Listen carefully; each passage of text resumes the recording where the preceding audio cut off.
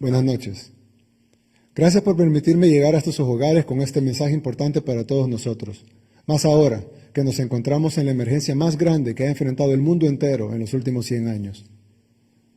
Enfrentamos una pandemia que ha puesto de rodillas a las potencias del mundo. Ni siquiera los países más poderosos del mundo han podido hacerle frente, sin tener un costo de vidas altísimo, sin tener un impacto en la economía también altísimo. Todos estos países, que son potencias mundiales a diferencia nuestra, han tenido gravísimas pérdidas en su economía, millones de empleos perdidos, decenas de miles de negocios cerrados. Todos estos países han tenido que endeudarse en cantidades exorbitantes, tanto para hacerle frente a la pandemia como para tratar de salvar sus economías.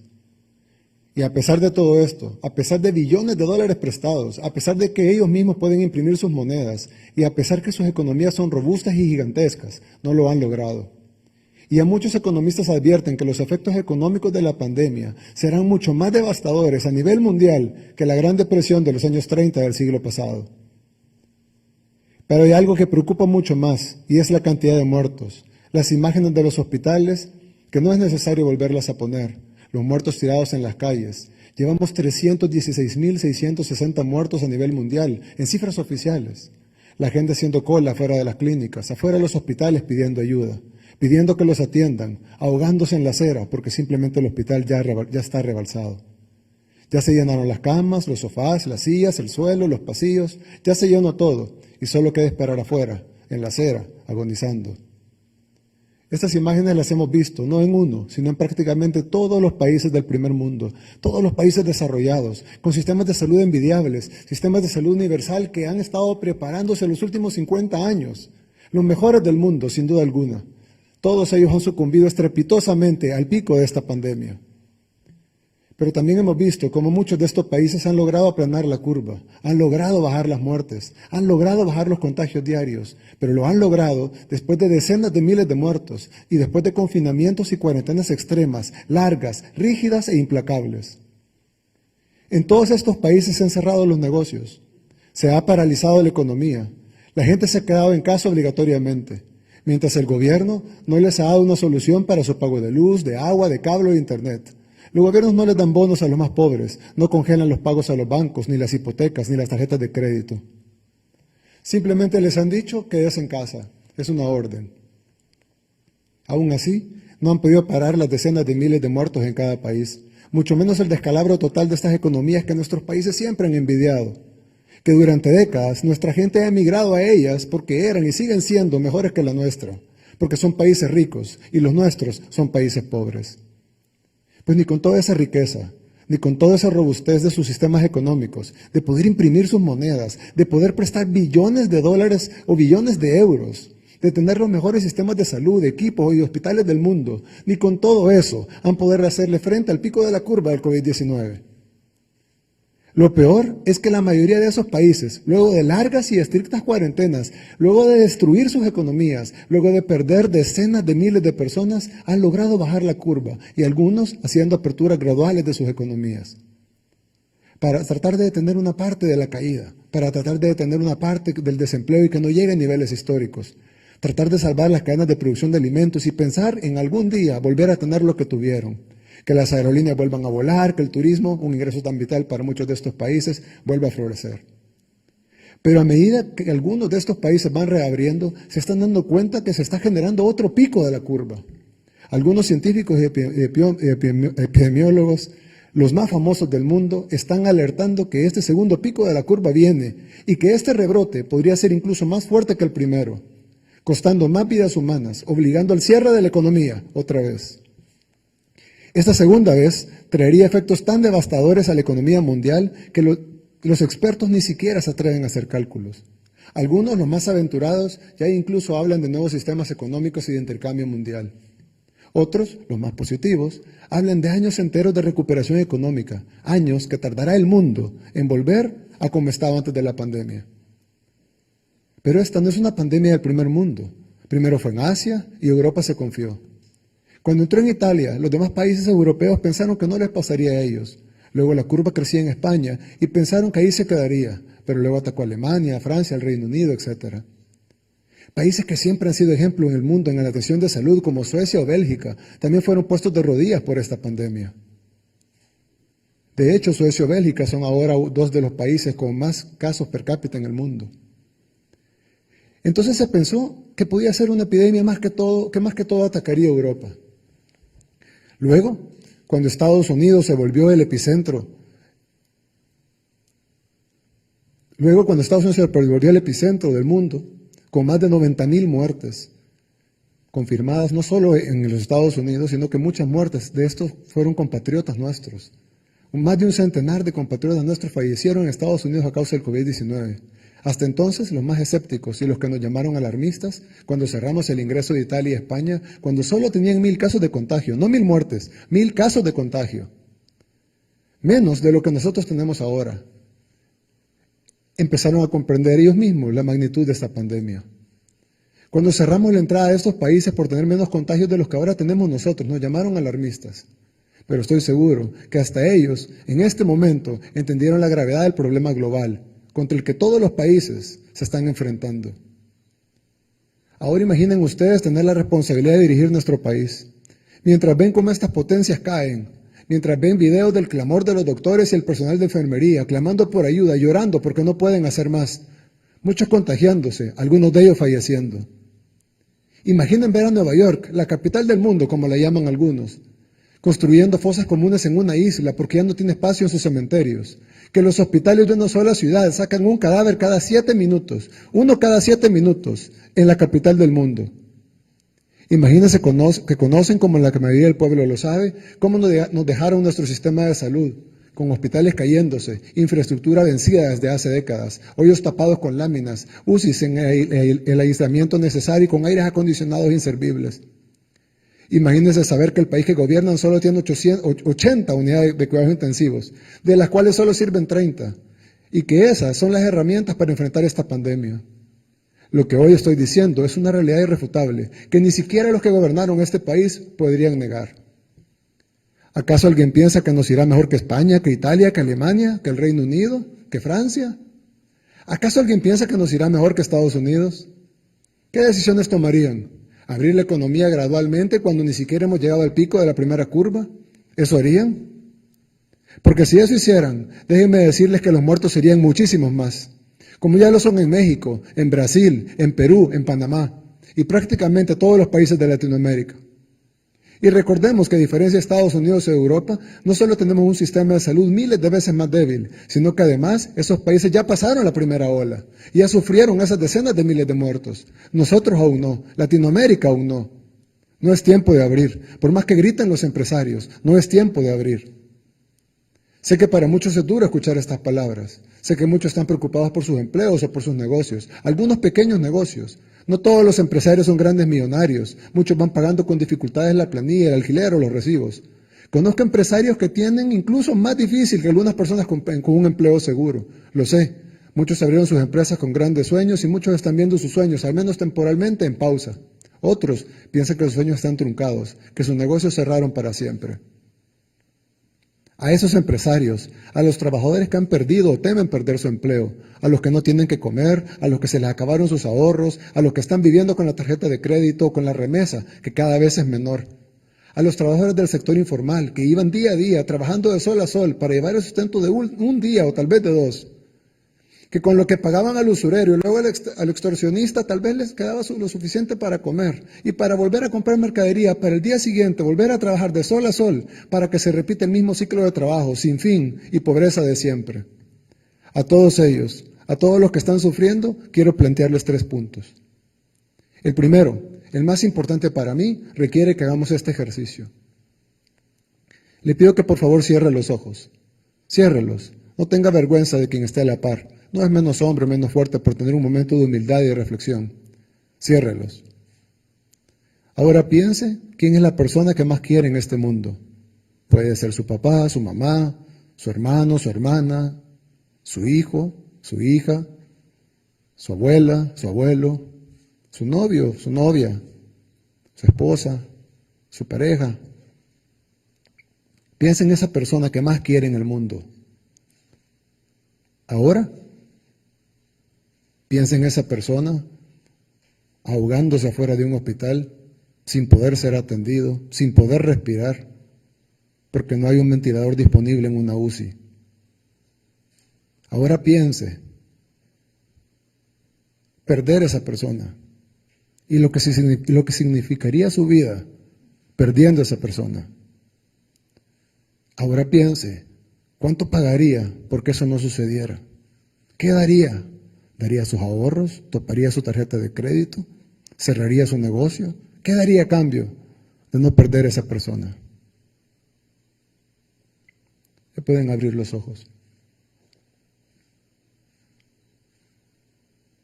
Ese pudiera ser nuestro futuro, un futuro muy cercano, tal vez tan cercano como algunas semanas. ¿Cuánto pagaría porque eso no pasara? ¿Cuánto dinero estaría dispuesto a perder?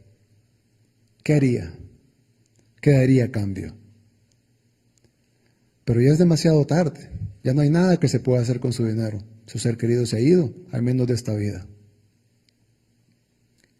Pero ahora piense que de repente Dios le da la oportunidad de retroceder el tiempo y volver a este momento, donde usted está tranquilo, tal vez con poca comida en la refrigeradora, pero con la familia completa, tal vez con la tarjeta de crédito topada, pero con su ser querido a la par, o en la distancia como muchos, pero sabe que puede agarrar el teléfono y hablar con él o ella. Bueno, Dios nos está dando esta oportunidad de volver en el tiempo a esta cadena nacional antes de que pase todo eso. Y nos está dando la oportunidad de que evitemos el contagio y que evitemos la muerte de nuestros seres queridos.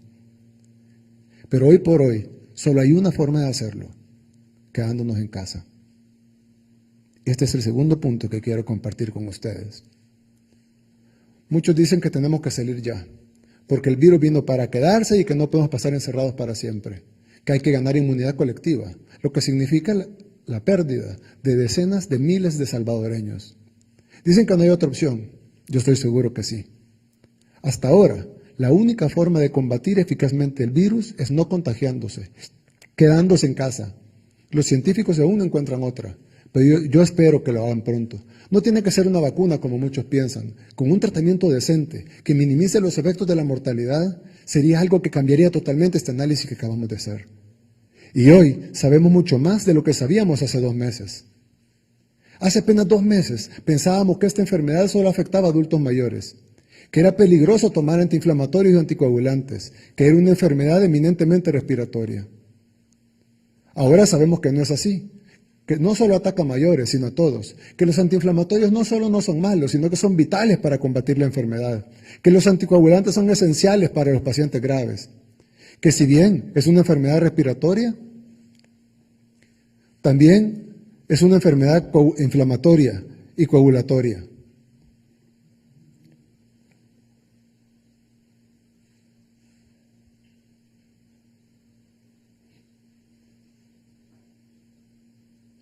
Ahora sabemos mucho más de esta enfermedad de lo que sabíamos antes.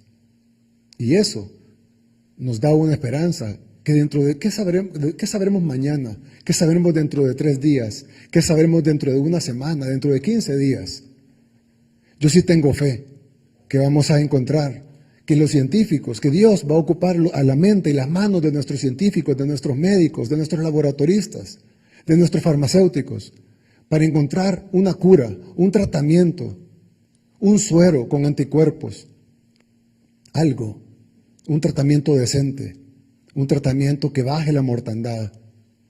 Estoy seguro que nuestros científicos, con la ayuda de Dios, van a encontrar algo que va a hacer una gran diferencia y que va a poder hacernos tomar otras decisiones.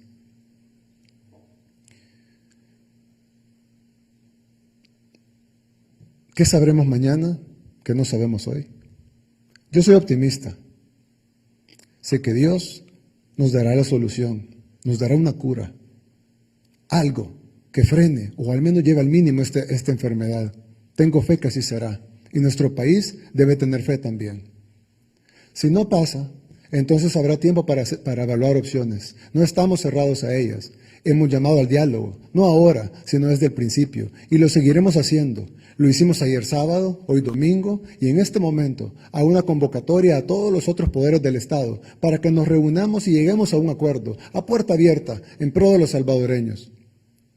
El tercer punto que quiero resaltar es que nuestro gobierno está trabajando activamente en 3 frentes de batalla. El primero, está trabajando en prevenir el contagio y combatir la enfermedad. El segundo, en garantizar la seguridad física de todos los salvadoreños. Y el tercero, en llevar alimento a todas las familias salvadoreñas que lo necesiten. El primer frente de batalla, en cuanto a prevenir el contagio y combatir la enfermedad, hemos estado trabajando desde enero. Conformamos un gabinete ampliado de salud, planes de prevención, controles en los aeropuertos y luego, cuando un país anunciaba desbordamiento en su brote, cerrábamos el ingreso de extranjeros de ese país. Así cerramos la entrada a nuestros pasajeros de China, Corea del Sur, Italia, Irán, Alemania, Francia, España. Y cuando Estados Unidos desbordó, cerramos el aeropuerto por completo. Desde que cerramos las fronteras, hemos estado en contacto con los salvadoreños que se quedaron afuera de ellas. No los hemos dejado solos. El sistema consular y diplomático de El Salvador ha estado apoyándolos desde el alojamiento hasta medicina. Se ha invertido hasta el momento $175,000. Se inició la repatriación de nuestros hermanos varados en el exterior por la pandemia, dando prioridad a las personas que más vulnerabilidad están sufriendo fuera de nuestras fronteras. Hemos recibido compatriotas que habían quedado varados en México, Honduras, Guatemala, Belice, Costa Rica, Panamá, Nicaragua, Jamaica, República Dominicana. En total, se han traído cientos de compatriotas con el plan de repatriación. Se ha reforzado con recurso humano en el área de salud. 1,738 nuevos profesionales se han incorporado para hacerle frente a la pandemia, con una inversión de más de $3 millones. Hemos dado un bono mensual de $150 a todo el personal que está atendiendo esta emergencia, personal médico, de enfermería, agentes de la PNC, miembros de la Fuerza Armada, personal del Ministerio de Obras Públicas, de Protección Civil. Esto significaba una inversión de $13.3 millones. Se crearon y adecuaron centros de cuarentena, los que han representado una inversión de más de $80,000 en alimentos a diario, desde que se iniciaron a funcionar, y se ha dado alrededor de 591,000 platos de comida. Se han invertido $500,000 en compras de materiales. Se realizaron mejoras en los centros de cuarentena. También se han invertido cerca de 5.4 millones, que significa la contratación de 172 hoteles que se convirtieron en centros de cuarentena, y hemos hospedado 8.860 personas desde que inició la emergencia nacional hasta el 17 de mayo. El despacho de la primera dama ha dado respuesta rápida y efectiva a través de su despacho, con el apoyo del CONNA y el ISNA, a las necesidades de familias que han estado en cuarentena en los centros especializados para familias con niños, con niñas, con mujeres embarazadas, y en los que se han repartido 92,000 platos de comida desde que iniciaron a funcionar. Con esto, el despacho ha aportado $121,000 en alimentación de estos centros de cuarentena, transporte especializado desde el inicio de las medidas, movilización de positivos, pruebas, nexos, retornados, ingresados por fronteras y puntos ciegos, $1.45 millones en total. Para atender a la población se reforzó el call center, el número 132, con $59,000 para despejar las inquietudes sobre los síntomas de COVID-19. En la fase 2 del combate de la pandemia seguimos reforzando el sistema de salud. Se inició la construcción del Hospital Especializado de COVID-19 en Cifco, y por primera vez se han intervenido simultáneamente el 100% de los hospitales de la Red Nacional de Salud, que había sido abandonado durante décadas. Esto significaba una inversión de más de $28 millones. Se ha invertido en el ISSSTE de San Miguel, que estaba abandonado. Se invirtieron 82.83 millones en capacidad instalada para 160 pacientes. Contemplaba 7 UCIs y 10 unidades de cuidados intensivos. El Hotel Siesta lo convertimos en un hospital, el ahora Hospital La Ceiba. Hemos habilitado 5 hospitales para atención a pacientes COVID-19, el Hospital Nuevo de Jiquilisco, el Hospital Nuevo de Tecoluca, el Hospital La Ceiba, el Hospital de la Segunda Brigada de Infantería en Comalapa y el ISSSTE de San Miguel. Se han habilitado 100 unidades de cuidados intensivos, 4 en el Hospital San Rafael, 21 en el Hospital Rosales, 20 en el Hospital Blum para niños, 15 en el Hospital Saldaña, 15 en el Hospital Militar. Hemos instalado 1.039 camas nuevas en hospitales temporales en Jiquilisco, en Tecoluca, en La Ceiba y en la Segunda Brigada Aérea de Comalapa. Como en otros hospitales de la red nacional, se adecuó el ISNA como espacio hospitalario para niños con una inversión de $300,000. Las instalaciones estuvieron abandonadas por años. Para proteger a nuestros héroes hemos entregado más de 11 millones de unidades de insumos de protección personal en toda la red hospitalaria. Hemos invertido aproximadamente $21 millones en gorros, zapateras, guantes de látex, gabachas descartables, mascarillas, gafas de policarbonato, trajes de protección completos, caretas protectoras de acrílico. Hemos garantizado la protección de todo el personal médico y enfermería a nivel nacional, mejor que muchos de los países del primer mundo. La residencia presidencial ahora la hemos convertido en un espacio para descanso, dándole un lugar digno a nuestro personal médico, con una capacidad de 300 personas. Se invirtieron $215,000 en readecuarla. Transporte del personal médico, transporte colectivo dedicado al personal de salud, 1.7 millones por los 15 días. Se han invertido en aparatos médicos más de 1.3 millones de dólares. Además, se compraron 4 máquinas de extracción y amplificación para el proyecto de plasma, con una inversión de 3.5 millones.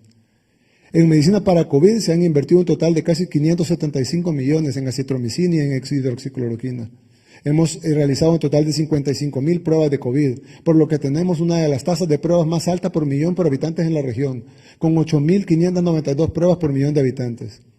Hemos invertido 15 millones de dólares en contratación de personal, compra de insumos para hacer las pruebas, equipo de biología molecular, servicio de alimentación para el personal que trabaja 24/7 en equipo de protección de nivel 3. Tenemos 3 laboratorios, el Laboratorio Nacional de Referencia, que era el único que estaba, el Laboratorio Central de Liz y el Laboratorio San Juan de Dios de San Miguel. Y se está trabajando en un 4.º laboratorio, que sería el Laboratorio del Hospital San Juan de Dios de Santa Ana. Contamos con 10 cabinas móviles de diagnóstico de COVID-19, hechas 100% ahora en la emergencia. Se han recibido un estimado 57 millones de dólares en donaciones internacionales y nacionales. Y se espera un estimado de más de 40 millones de dólares en medicamentos, insumos médicos, pruebas de COVID-19 y equipo para el gran hospital de especialidades que haremos en CIFCO y para fortalecer la red de hospitales nacionales existentes. En este trabajo de prevenir y combatir esta terrible enfermedad, hemos encontrado el heroísmo y la valentía del personal médico y de enfermería, del sistema público de salud, ese mismo que había soportado la desidia y el abandono de los gobiernos anteriores. A ellos y ellas va mi más sincero agradecimiento. Este país estará en deuda con ustedes eternamente. El segundo frente de batalla es el de garantizar la seguridad de todos los salvadoreños. Estamos trabajando arduamente, redoblando esfuerzos. Nuestros policías y nuestros soldados se están repartiendo entre controlar la delincuencia, hacer cumplir la cuarentena, cuidar nuestras fronteras y repartir alimentos. Un saludo a ellos también. Algunos están en tiendas de campaña en estos momentos, sin poder ver a sus familias, cuidando los más de 300 puntos ciegos de nuestras fronteras, evitando que el virus entre por esos lugares. No sé cómo agradecerles tanto, lo hago cada vez que puedo y de todas las formas que mi cargo con sus limitaciones me permite. Esta semana tuvimos 3 homicidios, sí 3, pero no en un día, sino en toda la semana. Pasamos de tener 13 a 15 homicidios diarios hace menos de un año cuando gobernaba el partido anterior, a tener 3 en una semana. En los últimos 30 años, El Salvador tuvo 2 días sin homicidios. Solo en esta semana tuvimos 4 días sin homicidios.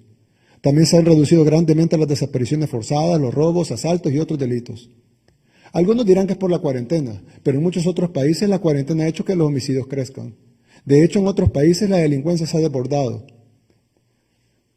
como intentaron hacer en nuestro país en unos días del mes pasado.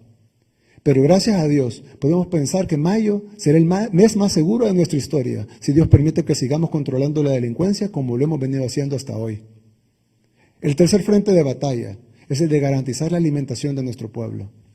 Empezamos hoy a repartir sacos de alimentos. En esta ocasión, a diferencia del pasado, los sacos de ayuda están llegando a sus verdaderos destinatarios. Hoy iniciamos con los 50 municipios más pobres del país. Tardaremos algunos días en llegar a todas las comunidades, cantones, barrios, caseríos y colonias de nuestro país. Nunca se había planteado hacer una labor tan titánica. Pero hemos puesto casi todo el gobierno en función de esta entrega, casa por casa, y con la ayuda de todos lo vamos a lograr. En abril dimos un bono de $300 de apoyo para alimentación a las familias más vulnerables. En total fue una inversión de $350 millones. Esta ayuda llegó a alrededor de 1.3 millones de familias salvadoreñas. El despacho de la primera dama hizo entrega de paquetes con alimentos a personas que no recibieron los $300. Se repartieron miles de paquetes con alimentos y miles de cajas de leche. Hoy se inició la repartición de los paquetes alimentarios a través de Bienestar Social, donde daremos seguridad alimentaria a 1.7 millones de familias al mes. Esto significa que se invertirá cerca de $50 millones cada mes solo en entrega de alimentos. Hemos entregado 1 millón de cestas solidarias a los alcaldes de todo el país para que inicien la repartición de alimentos, mientras nosotros completamos la logística de la implementación de los paquetes alimentarios. El Ministerio de Agricultura inició la entrega de los paquetes agrícolas a nuestros campesinos en un despliegue ordenado y sin aglomeraciones, en busca de que nuestro país tenga una cosecha récord que garantice la sostenibilidad alimentaria de toda nuestra gente. Hasta la fecha, el Ministerio de Agricultura ha entregado 126,000 paquetes agrícolas en la zona occidental y paracentral y seguirá con el reparto cuando la cuarentena sea levantada. Con lo entregado se ha invertido solo en eso 5.7 millones de dólares. 17,000 toneladas de maíz, que son parte de la Reserva Estratégica de Granos Básicos, están listos por si la pandemia golpea mucho en nuestro país y los productores no pueden sembrar y cultivar.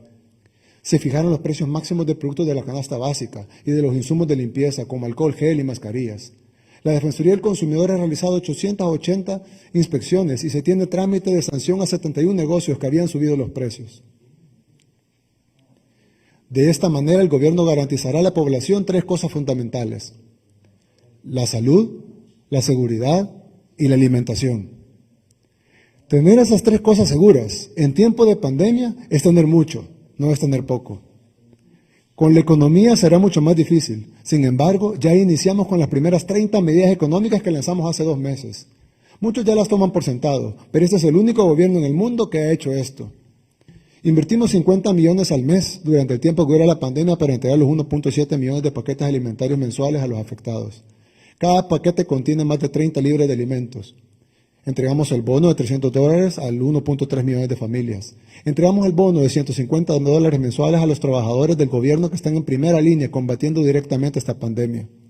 Suspendimos el pago de la cuota de energía eléctrica por 3 meses. Suspendimos el pago de la cuota de agua por 3 meses. Suspendimos el pago por 3 meses de la cuota de teléfono, cable e internet. Suspendimos los procesos de desconexión de los servicios de agua potable por falta de pago mientras dure la emergencia. Congelamos los pagos de alquileres comerciales durante 3 meses. Hemos ordenado que el Instituto Salvadoreño del Seguro Social cubra el incapacitado trabajador o trabajadora que se le decrete cuarentena obligatoria en los centros de cuarentena. Hemos velado porque el Ministerio de Trabajo garantice la estabilidad laboral del sector público y privado. La Superintendencia del Sistema Financiero y el Banco Central de Reserva aumentarán la disponibilidad de fondos para que el sistema financiero pueda dar créditos productivos durante el periodo de emergencia. Hemos ayudado para que los salvadoreños puedan acercarse a las instituciones de gobierno o las instituciones financieras para encontrar soluciones que faciliten el pago de sus deudas, el otorgamiento de créditos, la consolidación y la reestructuración y refinanciamiento de deudas en condiciones favorables para quienes se vean afectados por la pandemia del COVID-19. Hemos dispuesto para las personas que sean directamente afectadas por la pandemia que se congele el cobro de los créditos hipotecarios, personales, tarjetas de crédito, capital de trabajo y de emprendimiento durante un periodo de 3 meses, sin aplicar moras, multas ni intereses, ni afectar su calificación crediticia, y se reanuda el cobro al vencimiento del plazo.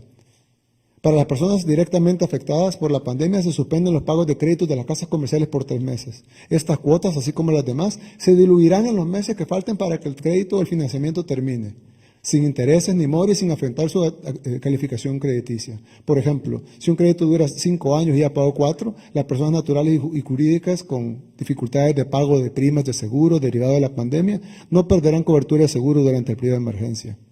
Hemos asegurado el flujo de mercancías en las fronteras con la activación del Comité Técnico de Facilitación de Comercio. El gobierno, en conjunto con el sector privado, asegurará el abastecimiento de materias primas, bienes y servicios de primera necesidad y atención a la contingencia.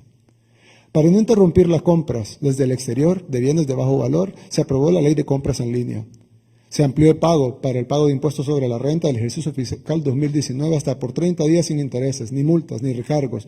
Por personas naturales y jurídicas del sector turístico también se quitó el impuesto.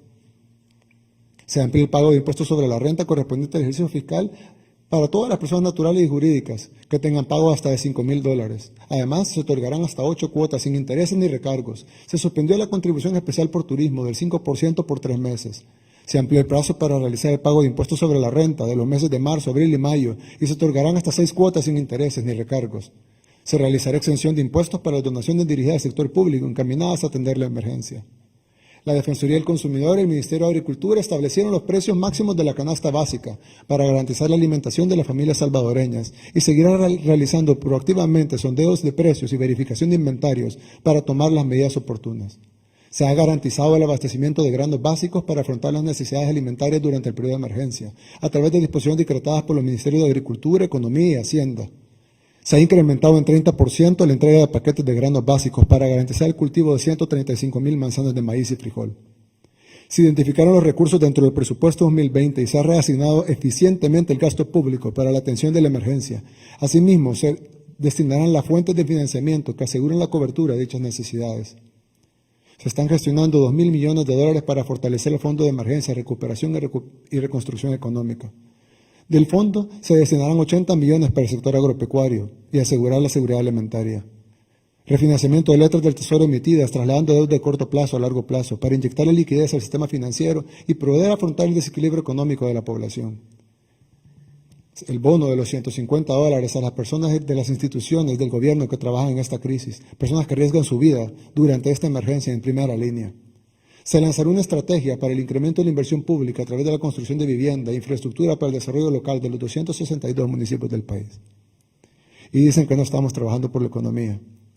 Aparte de todo esto, ya enviamos 5 medidas económicas a la Asamblea Legislativa, que son el financiamiento de $1.000 millones, que se distribuirá de la siguiente forma: $100 millones de financiamiento productivo para el sector informal, $140 millones para subsidio del 50% de la planilla hasta por 2 meses de todas las MIPYMES del país, las micro, pequeñas y medianas empresas, $360 millones para el otorgamiento de créditos para reactivación de las empresas salvadoreñas, de todos los tamaños, $300 millones para el pago anticipado de obligaciones de proveedores del Estado, $100 millones para el pago de devolución de IVA a los exportadores.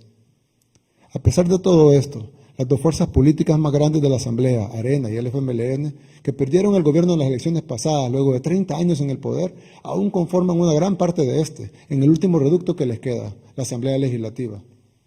Afirman que nos han dado de todo para combatir la pandemia. Afirman que nos dieron 2.000 millones y luego $1.000 millones más. De que todo ese dinero que dicen que nos han aprobado, el gobierno central no ha recibido un solo centavo. Les explico por qué. La Asamblea lo único que ha aprobado es la autorización para ir a buscar el dinero. De ese dinero ya conseguimos una buena parte, a tasas aún abajo del 2% de interés. Para cuando vamos a la Asamblea a solicitar la ratificación para usar ese dinero para luchar contra la pandemia, ni siquiera nos reciben la propuesta. Por lo tanto, el gobierno central aún no recibe un solo centavo, partido por la mitad, del dinero que tanto urge para salvaguardar la salud y la vida de nuestra gente. Pero el dinero alcanza cuando nadie roba. Alguien puede decir entonces, ¿por qué están pidiendo financiamiento? Pues por todo lo que se robaron en los últimos 30 años. Según un estudio del doctor Salvador Arias, los gobiernos de Arena, únicamente Arena, se robaron más de $37 mil millones. Sumémosle los 10 años del frente. Pues claro, el dinero alcanza cuando nadie roba, pero ellos ya se lo robaron. Si uno pone en perspectiva todo esto y lo ponemos en la balanza con todo lo que se está haciendo para combatir el COVID-19, sin un solo centavo otorgado en préstamos, la remodelación de hospitales, los insumos, los bonos al personal del gobierno, los paquetes alimenticios, que seamos el país de Centroamérica que más pruebas ha realizado, el bono solidario. Tomamos en cuenta que no hemos recibido nada de la Asamblea Legislativa de esos 3.000 millones. Se puede decir que hemos hecho casi un milagro con los pocos recursos que contamos para luchar contra esta emergencia. El dinero alcanza cuando nadie roba. ¿Se imaginan todo lo que pudiéramos hacer con todo el dinero robado? Y no crean que se nos ha olvidado que tienen que devolver lo robado. Tal vez por eso se han unido y no tienen tanto miedo. Los diputados dicen que nos han dado todas las herramientas, un estado de excepción que no prolongaron, una ley de cuarentena que ya no prolongarán, un financiamiento del que no han ratificado ni un solo centavo y un estado de emergencia que dejaron vencer ayer a medianoche por presiones de un pequeño grupo de malos empresarios, financistas de sus campañas. A pesar de que nos siguen quitando todas las herramientas para combatir esta emergencia, nosotros seguiremos luchando con lo poco que tenemos. Seguiremos buscando las herramientas legales para salvaguardar la salud y la vida de nuestro pueblo. Por eso decidimos decretar un estado de emergencia desde la Presidencia de la República. Desde ya hace varios días se ha estado discutiendo si los diputados aprobarían o no la renovación del decreto de emergencia nacional.